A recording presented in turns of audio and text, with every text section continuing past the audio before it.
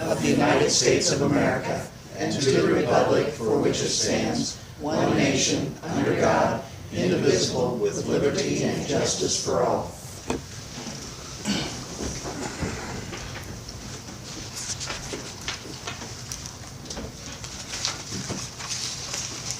Okay, you have minutes before you of July 11th, regular meeting. Any additions or corrections? Make a motion, we accept them. I'll second. All in favor? Aye. Aye.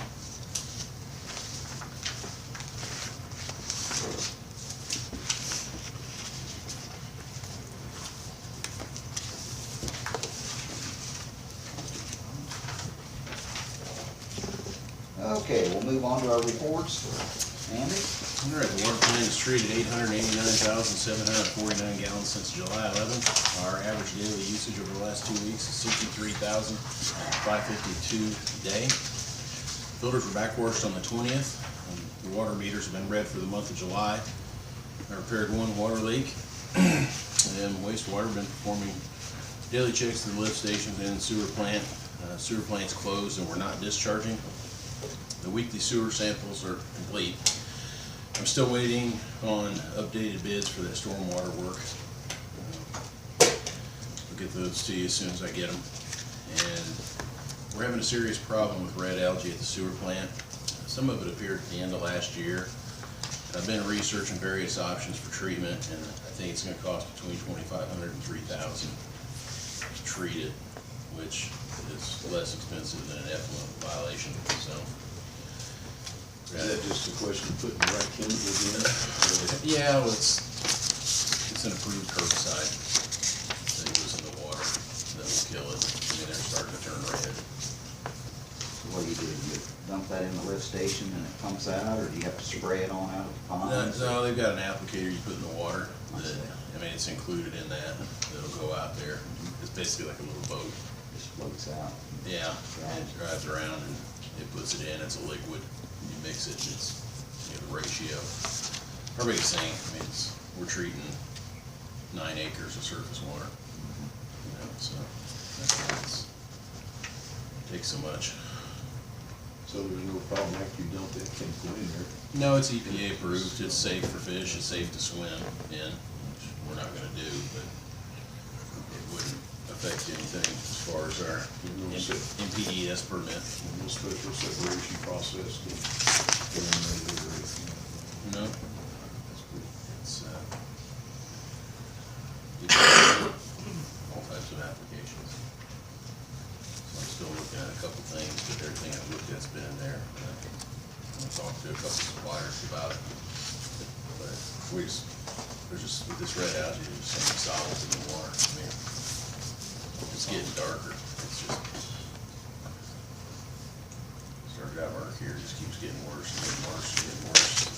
The heat comes on, the hot sunny days, the bloom just keeps getting bigger and bigger. Does that show up in our samples? Or is it all solid? What? Suspended solids, it will. Yeah, it will. I mean, I shut the plant down right as it was starting to go. I was coming to the end of discharging because I noticed when it was starting to grow, I really had to feed a lot of chlorine. Normally I feed around 6 pounds a day. And up to before I shut down, I was feeding 14 pounds to get the amount of residual I needed in the tank. You have 0.50 chlorine in a contact tank. So stay above that, that's the minimum. So it's eating the chlorine up, but I didn't have to adjust the SO2, so it's not it's needing it. But How much does the sun play on that? Water. oh, it's huge for us because we're a pond. Yeah, it's not. Yeah, the hotter the sunnier days are, it goes down through the water and that algae grows more and more. And then you go into winter where all the algae drops to the bottom of the pond, and it's pretty clear in the winter. I assume they pay for that out of the operating fund, right? How do I hear a motion if we get any approval to proceed with this? Second. Something's got to be done. All in favor? Aye. Under streets, the grant application for the paving has been submitted. Total project cost estimate is $319,850. Attach that for you. It shows all the streets if you want to look at them or talk about them. It's probably going to come in a little less on some of these with traffic control and things like that. I mean, it's not going to be huge here, but it's a breakdown of all the streets. Put on the list would be Main Street from Broadway to Central. Then Indiana from Main Street to County Line. Jefferson Street from Railroad to Central.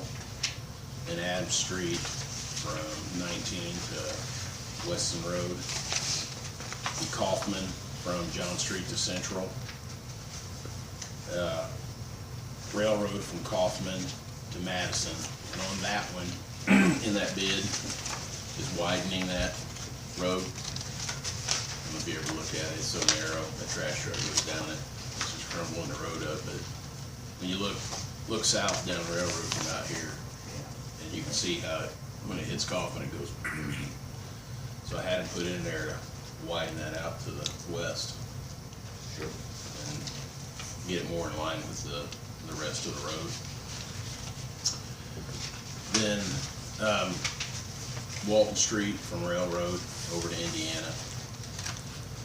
Then Madison from Central to Railroad for that curve right there. And Meridian from Walnut to Central. And then Railroad from Walton to Meridian.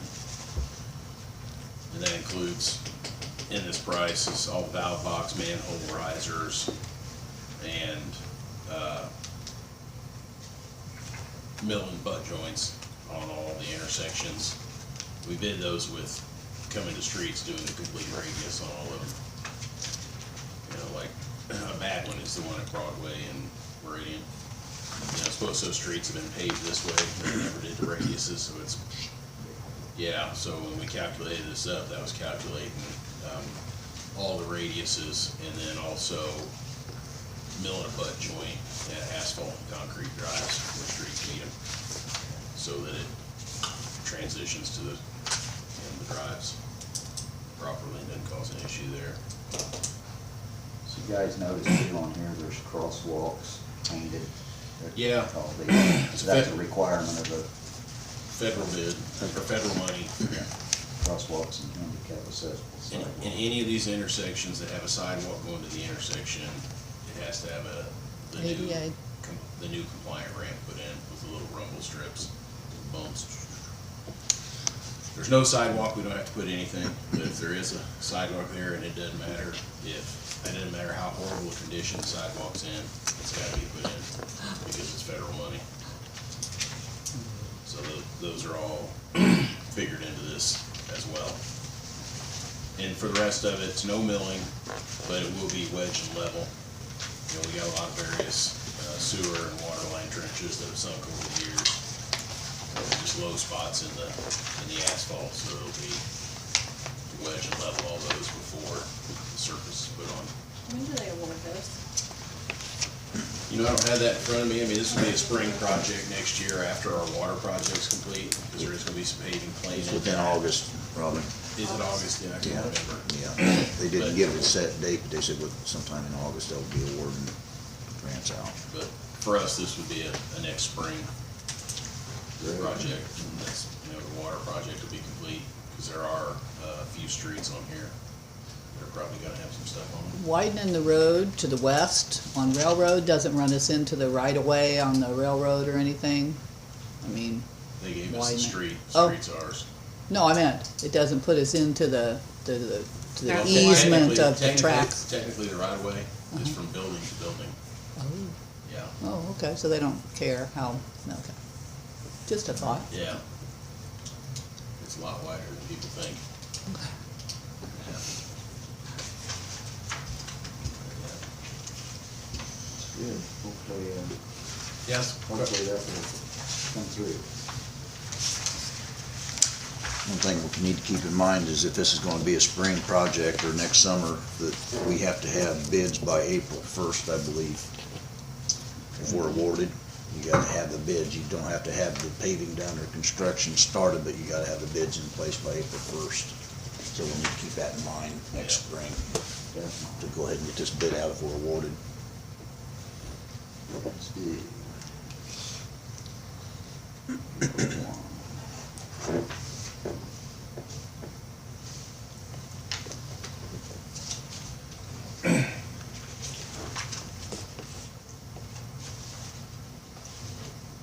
Another thing, under streets is, we need to make a decision on our street signs. Some need repaired. I wanna know if you guys wanna restore the ones we have or start replacing them, a few at a time. If we replace them, if you wanna see what they'll look like, I put the new style up at the subdivision. All the signs at the subdivision are the new style. Yeah, What's it cost? black and white. Are they black and They're white? all black and white. Cost difference between refurbishing them and buying new ones? Well, here's part of the problem, and is the hardware.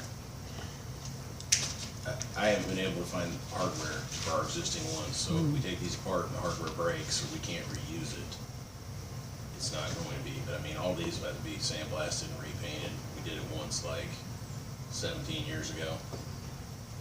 So we're probably talking close to what the new signs would cost? It would be a toss-up. The new Okay. ones, I mean, I like these, but the new ones meet the reflectivity standard. It's supposed to be high intensity, it's supposed to be capital letters. Can't be all caps anymore. It has to be upper and lowercase letters. That's, Certain size letters for different type of Yeah. locations. If they're on the highway, they gotta be huge. I'm Right, just saying, right. start doing it. It's crazy. Do you have any idea? Yeah, little by little replace them. Hundreds. Is it that many in Oh, We yeah. figure two at every intersection. Talking about the street names. Yeah, the street name signs, not Oh, stop okay, signs. okay, Yeah, I okay. rotate that stuff as necessary. I'm talking about street name signs. See, the ones I got for the subdivision are the heavy duty. They make two different kinds. And the one, if you look at the ones out there, I wish I had one I could have brought, but I only got enough to do just that. They're extruded, and the flange, it's an extruded aluminum, so it's like an eye. You can kind of picture that, but the eye's like this, and the thinner part's in the middle, but it's really heavy. They got a mount for the top of the round posts. We wouldn't have to change our posts, but then there's a plus for the middle one, and then I got a finial similar to the finial that's on these. And they're all black, and then the sign is black, and the letters are white. I mean, I don't need an answer right now. If you guys wanna look at those, or just look at some of these around town, you know, in some places we have some that are missing, Yeah. that, you know, a whole new sign needs to go back up, that just disappeared. And that comes out of streets. That was gonna be my question. Just kind of overlook the streets. It comes out of MBH. But Jennifer, do you remember, I'll put you on the spot too, the new MBH law, are street signs part of what, the 50%? It's, didn't specifically say, did it? It was, it'd come out of MBH, but either way, I mean, we would, And I don't really, I'm not, I would suggest just start rotating them there. well, I haven't figured out the cost. I'm not asking to buy every sign in town Sure. at once. Right. But I can't, we'd have to pull that invoice to see, cause at the subdivision, we did, I mean, counting the corners too, we did 2, 4, 6, 8 signs. And I can't remember, it was $300 or $400, somewhere in that price range.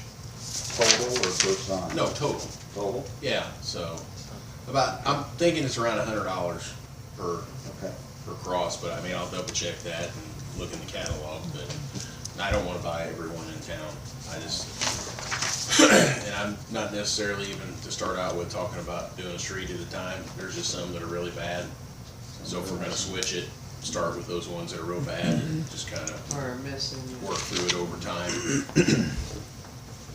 I'll make a motion to go ahead and just start buying them and changing them out so we're in compliance with the new state laws and whatnot. Still wasting money to refurbish the ones we got, and it's gonna cost us almost as much. Well, the big thing for me is, This like I way we'll be in said, compliance and just do a I little at a can't- time. I can't find the hardware. And if you look, years later, they made a cheaper hardware, and some of our signs have it on it. A lot of signs you see that are bent, that's the cheap hardware, it's the real thin metal. And the old stuff looks like real heavy cast iron. But like I said, I like these signs, but I think the new signs are the way to go, and will be compliant with the regulation too. And they should last. We have a motion on the table, do I hear a second? Second.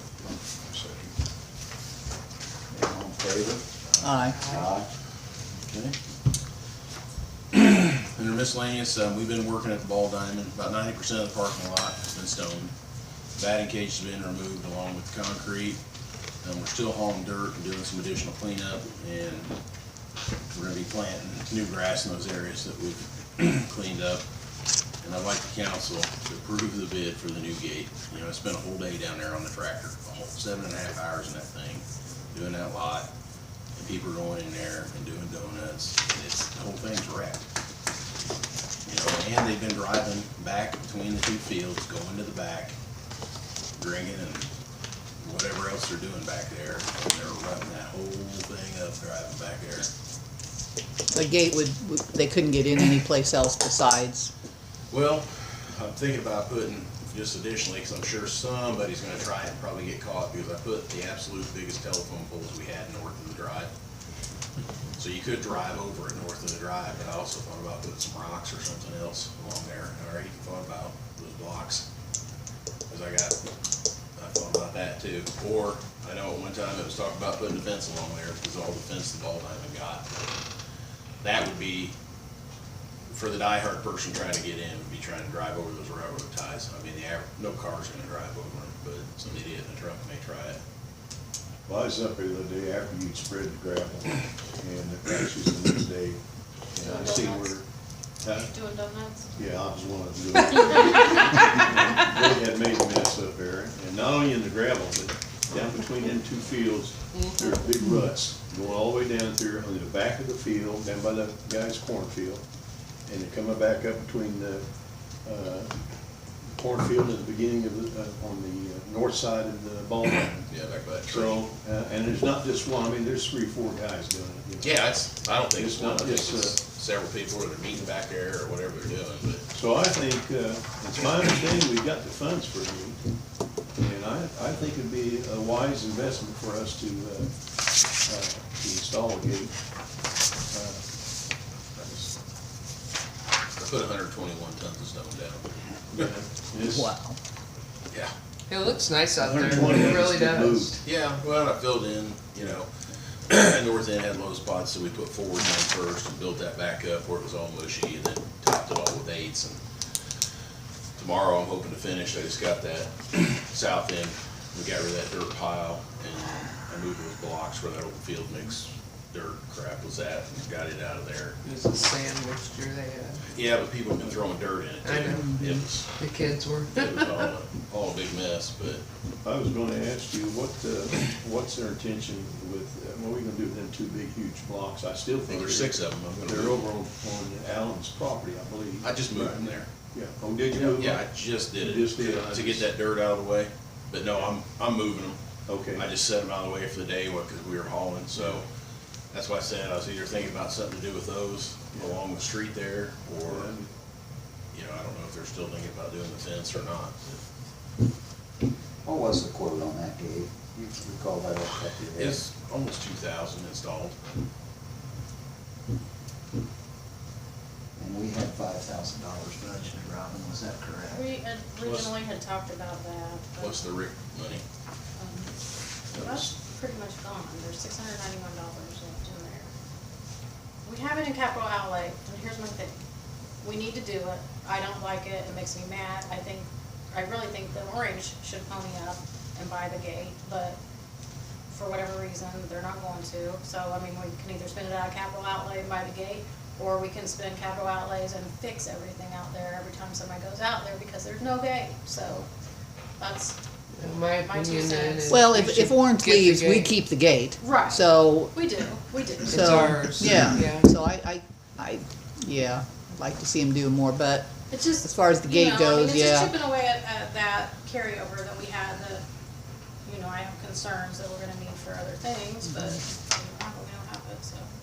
But maybe we can stem the flow with orange. What about festival money?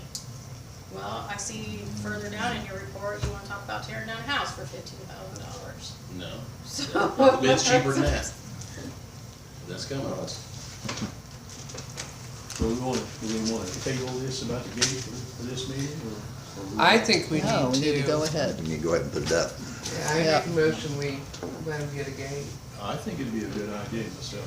That way we're not eating money to keep fixing it up and, I just think it's gonna help eliminate a lot of problems, I really do. Well, I think I too, agree. if Orange goes out there, you're gonna have semi-truck parking and issues out there again. yeah. And right now, the drain don't work in the concession stand, and there's possibly a good possibility that the tiles broke down from there to the main line. So we already have issues out there with the drainage, and I'm sure what it even is. I'll make a motion. That the town purchase a gate. I think Jody already made that motion. Oh, did you make it, Jody? Yeah. Then I'll second it then. It's a good idea. All in favor? Aye. Aye. I'll get it ordered. And then my last thing, I received the second bid for the demolition on the house on Railroad Street, and it was $15,000 and didn't include dirt or backfill in it. When he was first talking about it, he was talking a whole lot cheaper. He had talked about it, and that was the number I got just this afternoon. So, Can I ask who it is? I think. Cody Sanders with Sanders Demolition, they're the ones who They did tore. Donovan's. They did Don. They took Don's down, and they took that green elevator there on South 8th Street in Noville, knocked it on down, finished that project up, was who that was. And when he was working on Donald's, I asked him about if he did residential houses and stuff, and he said that normally he doesn't, but he said they do occasionally. And he told me, I asked him if he'd be interested in looking at one up there, and he said, yeah. And originally, he was talking $7,000 to $8,000. And then Andy, got a hold of him and gave him Andy's information, and Andy got a hold of him, and he'd been trying to get the quote from him, and he never was getting any reply back, and then finally Andy got a hold of him, and this is what he gave him. So I take it that he really wasn't interested in doing it, so we shot it up plenty high enough that he knew we wouldn't want him to do it. What was Steve Harden's bid? You have to pull it out, it was like $12,400 and some dollars. Including backfill?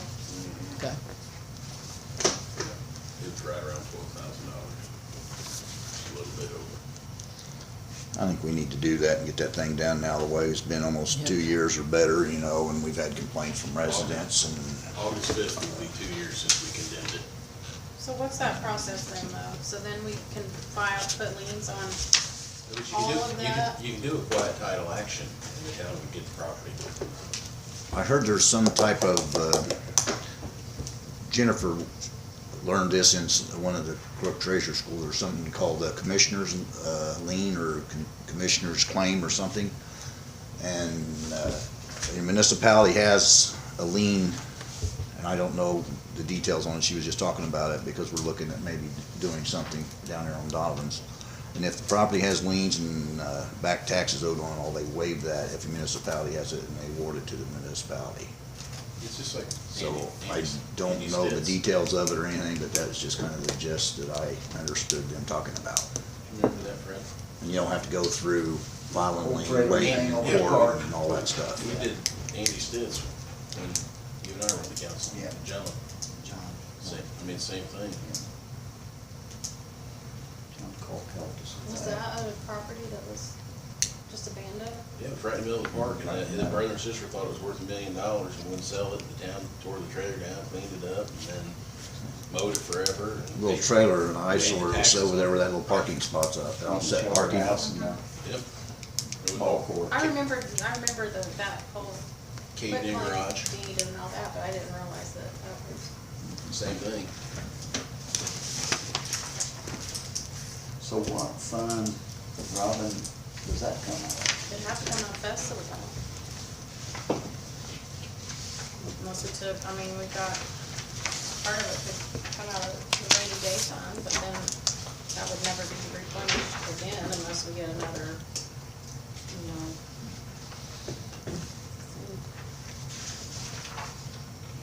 windfall like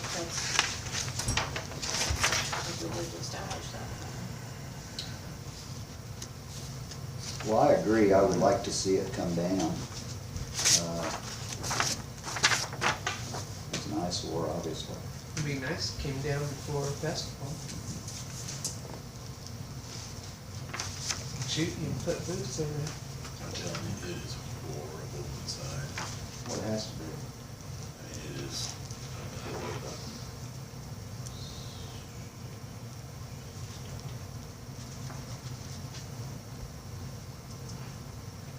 You'd have to come out festival. Yeah.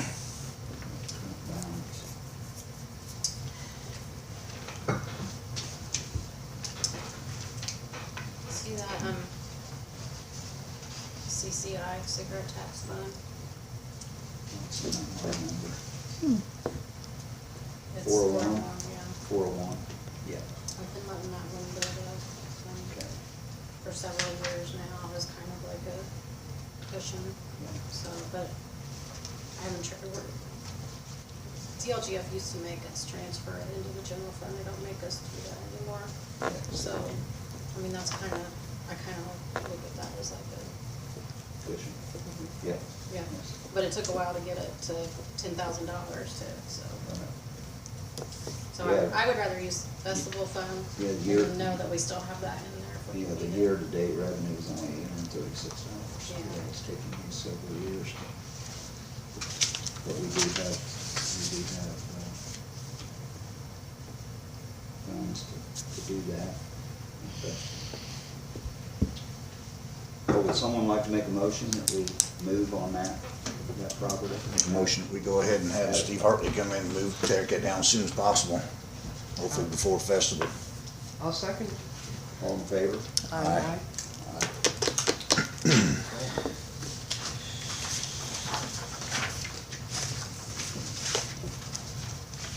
All right, under building, issued one demolition permit, one building permit inquiry, one zoning inquiry, had one building inspection, and the July census report is complete, has been submitted. That's all I have unless you have any questions. Thank you, Andy. Okay, we'll move on to code enforcement. Murray? Sorry, I don't have a printed report for you. I'll have to go back and look through everything, don't quote me on this, but I think the only thing I had was, I did a chicken inspection. So there'll be a new permit issued based on that inspection, they're in compliance. Then I had a question before I give this resident a definitive answer. There's somebody that they had planted them and I left them a notice and then they dug them back up and they wanted to do something with them, but I thought they were bushes. He says they're some kind of pear tree. Wants them in the town right away in front of his house, and that's, so I don't know if you want me to just give him a hard no, or tell him to come and talk to Hard us all, no. or, okay. Alright, My opinion, no. Not in the right of way. it just is gonna become a hassle for Mhm, us, for mhm. sure, so. We need to make the motion. Yeah, let's do. I'll move that we do not allow any more pear trees to be planted in the right of way.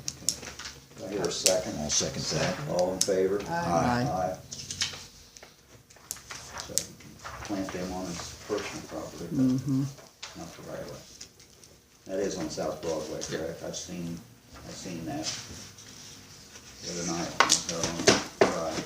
We've got 4 pear peach trees in the town right away out there, they're hanging out in the street. I've seen them. Those- They're loaded all and they're covered hanging out in the beaches. street. Where? Down Where? down in Arcadia. Oh, We got 4 of them. It's between the street and the sidewalk, and they're hanging out in the street. They're either gonna get cut down or move them. Anything else, Murray? No, that's it, unless you have anything for me? Thank you. Robin, do you have anything to report? No, Clerk's office? not right now. Do you wanna do Doug first before we go through all that Yes. contract and stuff like Let's do that. I think that'd be an excellent idea. That could be a lengthy conversation. We're gonna skip over old business tonight. We're gonna move to new business. Deputy Doug Sanford is here this evening. He's our Hamilton County Animal Control Officer. So if you'll come and speak to us tonight, we appreciate you being here. Great.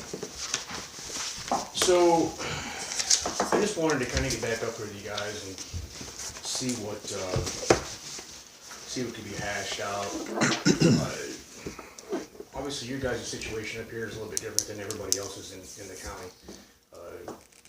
Everybody else got a police department, right? So they've got somebody enforcing their stuff and taking care of things and to kind of coordinate issues with me if there are some that they need my assistance with, right? So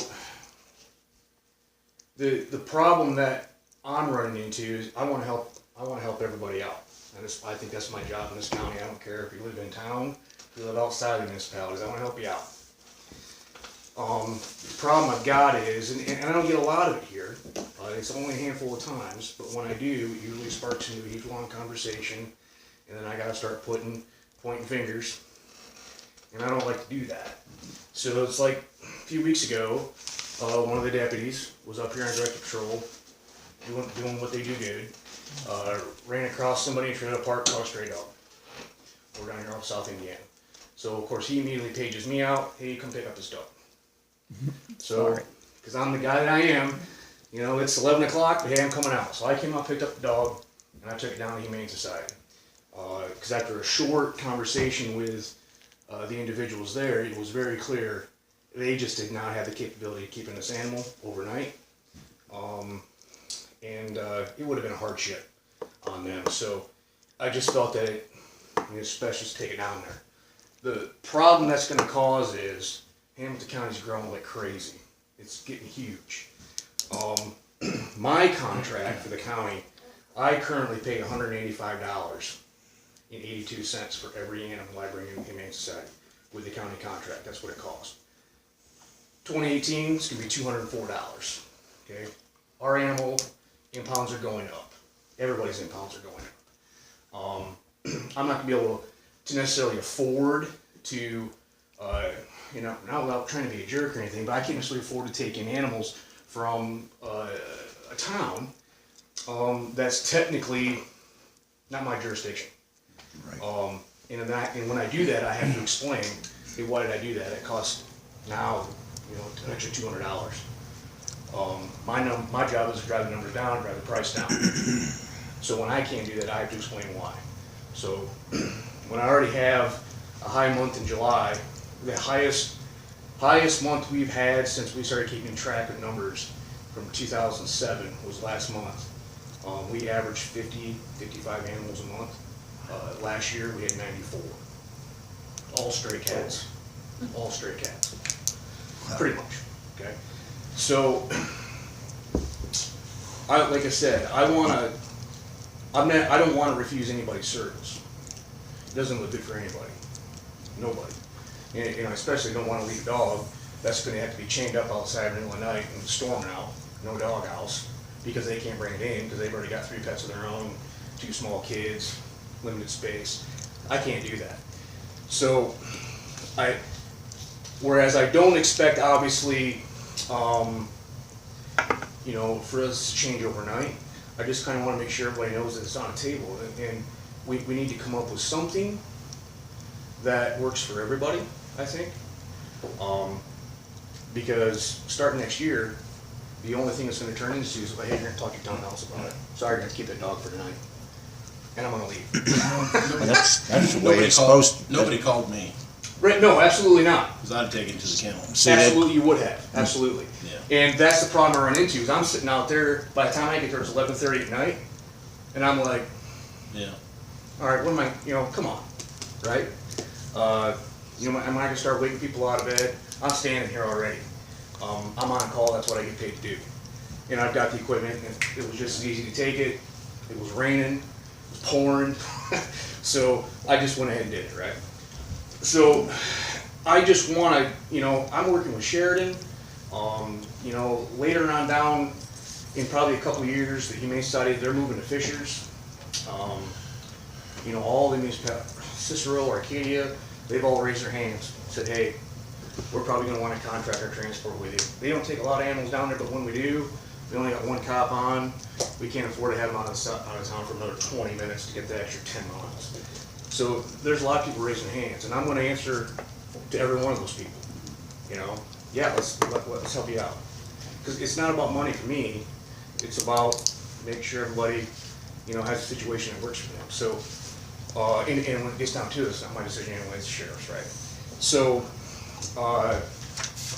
you know, I work with Sheridan quite a bit, I live there, so it makes it very advantageous for them to be able to just call me, or a lot of times I'm just happen to be in town, grabbing lunch, whatever. We kind of have a working agreement. It's still kind of fluid, but, because they have a kennel too. And that's where all animals go, so they can't afford to pay that bill either at the Humane Society. They can't afford it. So I do a lot of transports for them. I have access to their kennel. I got a key. I'll pick it up. I'll drive it over and drop it off. It's no big deal. I get out of that, I get the availability, because if I happen to have a dog or something to that effect that's out in the county, but close there, and I'm on call and it's in the evening, I'll just take it over there and drop it off for the night. And I'll pick it up in the morning before I go to town. So it kind of goes both ways. It's kind of a nice little agreement. So, like I said, I just kind of want to figure out what we can do going forward to get some sort of a working relationship so that I can help you guys out. There's no need to call somebody out at midnight, 2 people, in my opinion, just to get something done. It can only take one, and the county's already there anyway. So, and I don't know what that's going to be necessarily. I'm open to ideas. I just want to basically, like I said, just kind of lay it on the table and see what everybody's interested in doing. If there's something I can do to help, that's what I want to do. And just kind of figure out what we can do in the future to, I guess, streamline things a little bit for everybody. You know, cats are hard. I get a lot of calls from your residents about cats. Trailer park, hey, I got stray cats. There's nothing I can tell them. You know, that gets expensive real quick. There's really no good answer. Even if we came up with a solution tonight, I don't think there's an answer about cats. There's just not. So, you know, the trailer parks, I just try to push that off on, maybe you talk property manager or something to that effect, and call the Humane Society. You know, they've got kind of a stray cat thing going on. They maybe bring some traps, stuff like that. I try to push them some resources the best I can. But there's got to be some sort of, I guess, agreement, like I said, that we should be able to come up with to get your residents a little bit better service without creating a big problem, I guess. Sure. Let me ask you something, Doug. Of course, we have ordinances against stray animals and you know, that kind of thing. But I find that the biggest problem, at least in my neighborhood, are there's 3 or 4 families in this town, and I'm not going to mention no names. Sure. But they're habitual, habitual feeders of feral cats. Yeah. Now, we're not talking about a pet cat that you keep in the house, got a collar, old tabby. Yep. We're talking about wild cats. Unclear. And on a couple occasions, I've actually caught several of them. Mm-hmm. I had one lady just done everything but call the law on me about it. Right. And much as they love these feral cats, Mm-hmm. they don't realize that a lot of people don't appreciate those cats. They're coming on people's porches, Yep. peeing, doing their job on your swings and your carpets and all. You can't get cat urine out. Yep. Just a big nuisance. Now, my question is this: how do you stop something like that? I mean, how do you? We have ordinances against certain things, but how do you get somebody out there to say, you can't do this, you can't do that, and enforce it ordinance? Is that something we need to come up with? Or? Yeah, essentially. The thing is here, the situation that the county runs into is this. My Title 15 local ordinances, the very last thing in my local ordinance, about everything, the very last thing listed, it says jurisdiction. And in that jurisdiction section of the code, it states that I can enforce Title 15 anywhere in Hamilton County, except unless 2 things are present. 1, There has to be an ordinance in place in the municipality that specifically states that I can, which you have here, or the town simply just has to have animal ordinances of their own, and it can just be one. So, if you took Arcadia, for example, they didn't have anything in their local ordinances that covered animals. If they didn't have anything, Title 15 would automatically take place there. And I could go in, I could do what I need to do, Title 15, and enforce that local ordinance, along with state law, obviously.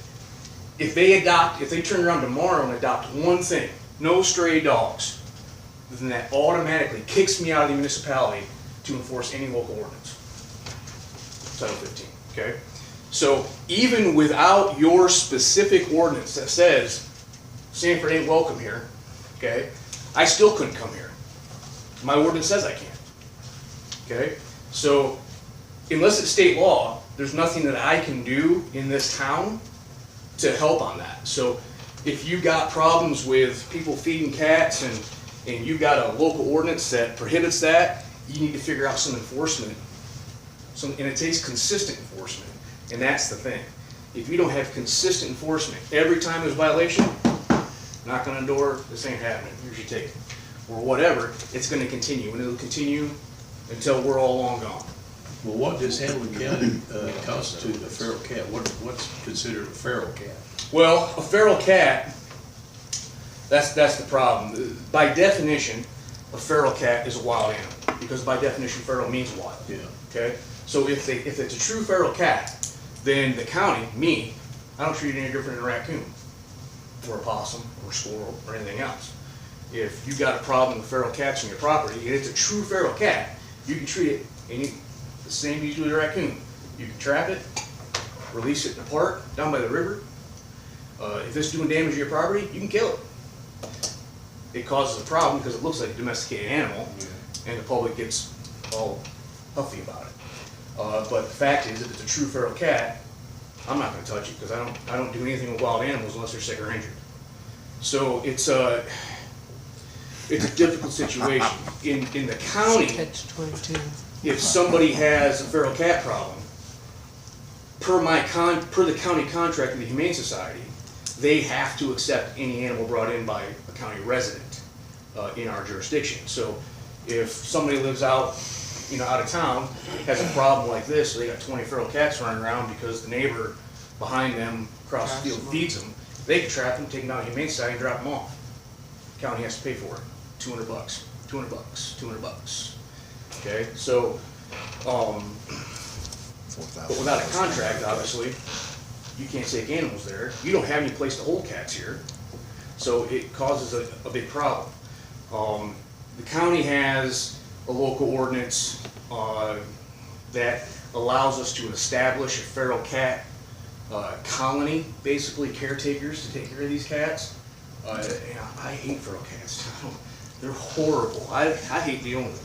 I avoid dealing with feral cats as much as I can, to the point that I push all of my feral cat stuff off on the low-cost spay-neuter clinic.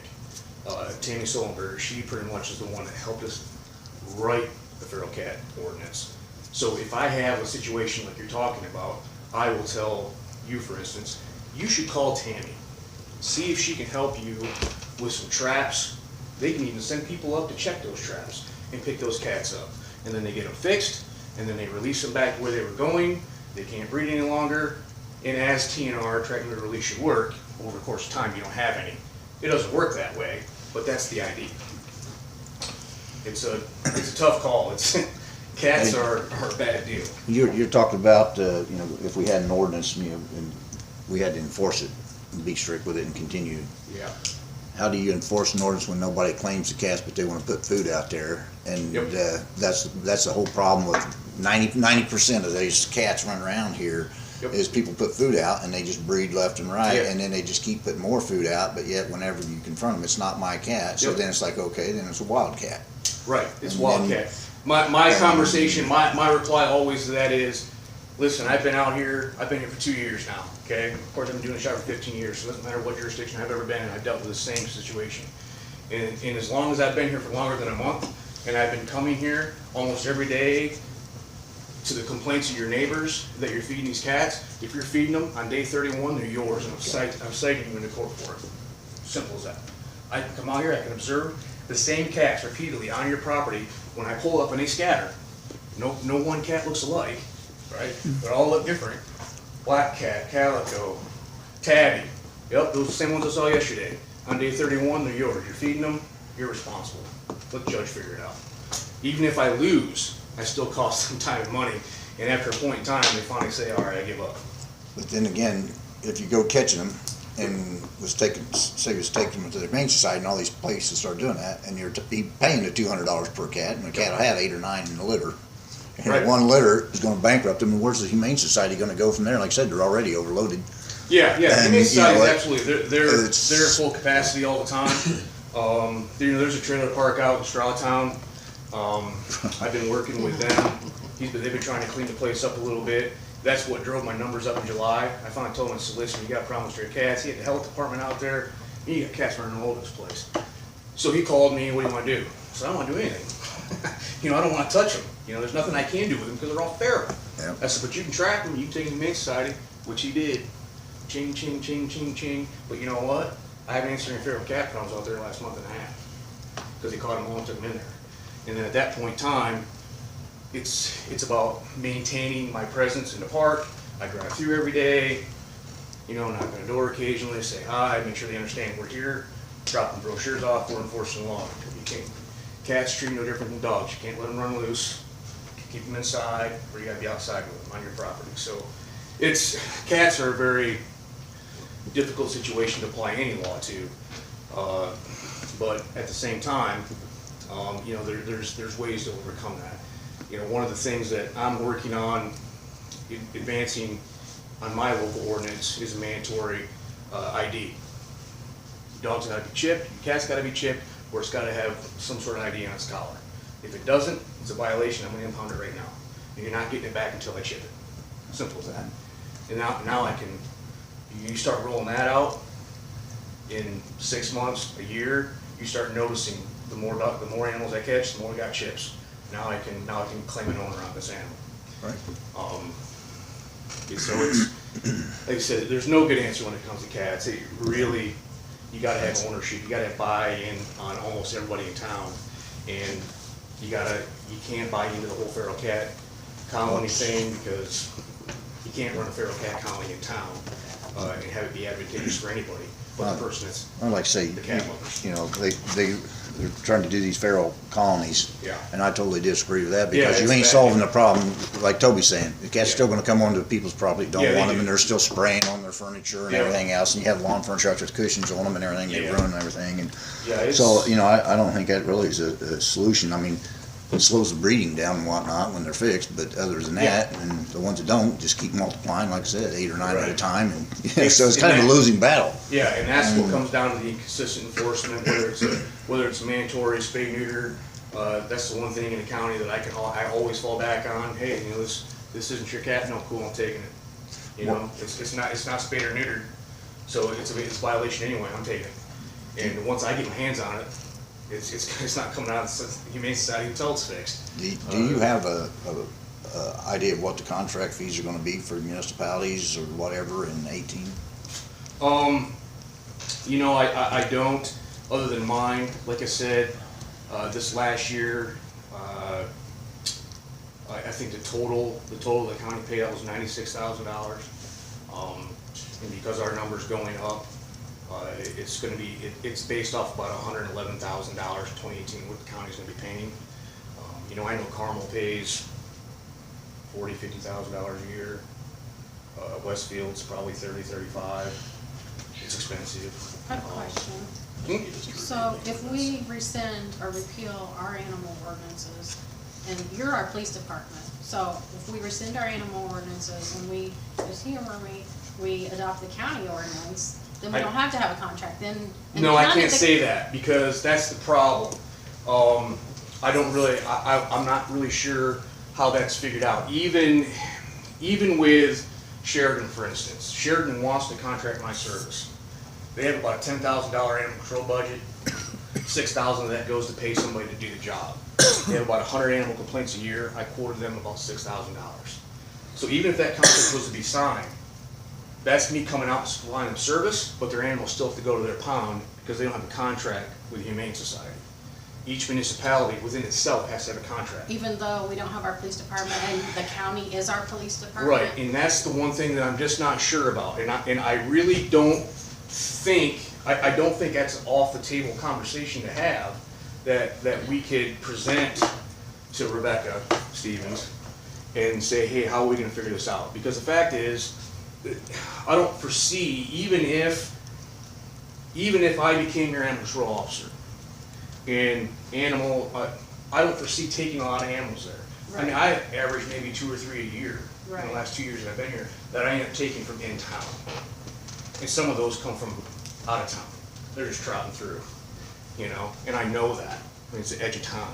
Right. Where they're Tipton. Right. You know? So I don't necessarily think that would be a conversation that couldn't be had simply because I think the animal numbers aren't there for this town. This dog's concern.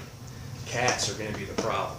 Because the minute you open that door up and everybody in town hears about it, I got a cat problem, I got a cat problem, I got a cat problem, and they're gonna start trapping and they're gonna start taking cats down there because that's what I'm trying to tell them to do.